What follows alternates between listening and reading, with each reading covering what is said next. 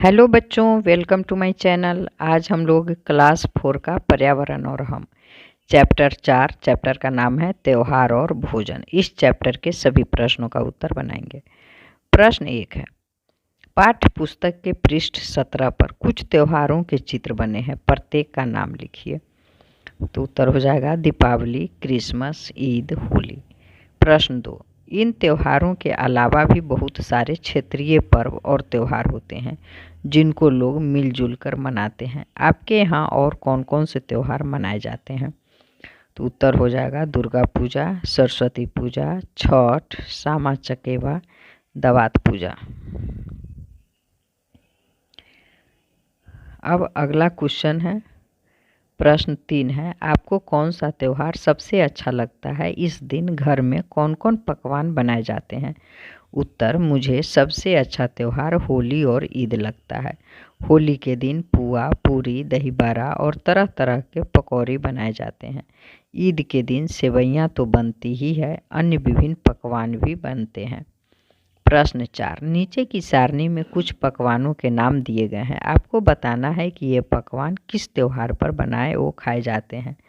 तो देखिए, पुआ होली, सत्तू मेघ संक्रांति, लड्डू धान का लावा दीपावली, दही चूड़ा तिलकुट मकर संक्रांति, रोटी मलिद रामनवमी, केक क्रिसमस, खिचड़ी मकर संक्रांति, हलवा ईद, महुआ की रोटी जीवित पुत्र व्रत, झिगनी की तरकारी जीवित पुत्र व्रत।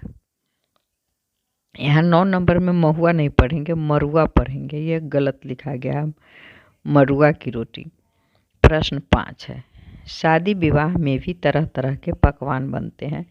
आप भी किसी शादी विवाह में गए होंगे, वहाँ आपने क्या क्या खाया?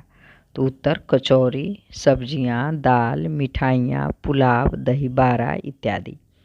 प्रश्न 6, घर के सदस्य मिलकर खाना बनाते हैं। शादी विवाह या भोज भात में भोजन कौन कौन बनाता है?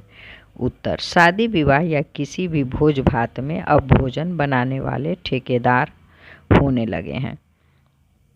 प्रश्न 7, इतने लोगों को भोजन एक साथ कैसे खिलाया जाता है?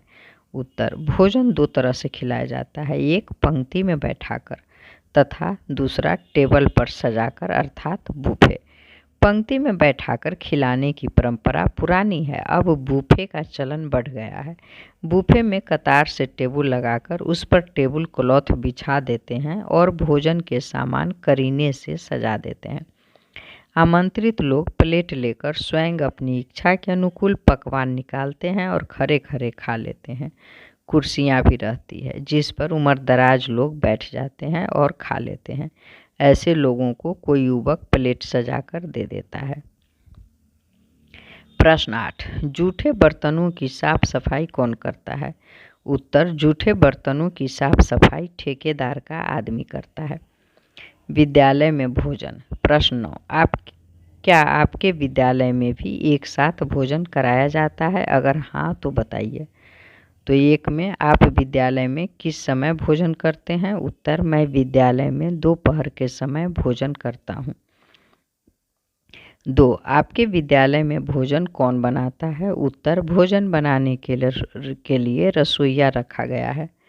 3, आपके विद्यालय में भोजन कैसे परोसा जाता है? उत्तर, मेरे विद्यालय में छात्र छात्राओं की थाली में भोजन का सामान दे दिया जाता है और वे पंक्ति में बैठकर खा लेते हैं। 4, आपके विद्यालय में किस दिन कौन सा भोजन परोसा जाता है? तो सोमवार को खिचड़ी, मंगलवार चावल दाल सब्जी, बुधवार खिचड़ी, गुरुवार चावल दाल सब्जी, शुक्रवार चावल छोला सलाद, शनिवार खिचड़ी। आपके विद्यालय में दोपहर का भोजन मिलता होगा। कुछ ऐसे भी आवासीय विद्यालय हैं जहां बच्चे रहकर पढ़ते हैं, उनके सुबह शाम दोपहर रात के भोजन की व्यवस्था वहीं रहती है। तो प्रश्न 10 का एक है, क्या आपके आसपास कोई आवासीय विद्यालय है? उत्तर, हाँ, मेरे आसपास नवोदय आवासीय विद्यालय है। इसकी देखरेख केंद्रीय सरकार करती है। यहाँ केंद्र सरकार लिखेंगे, केंद्रीय सरकार नहीं लिखेंगे, ये अच्छा नहीं लग रहा है। चलिए इसको मैं डिलीट कर देती हूँ।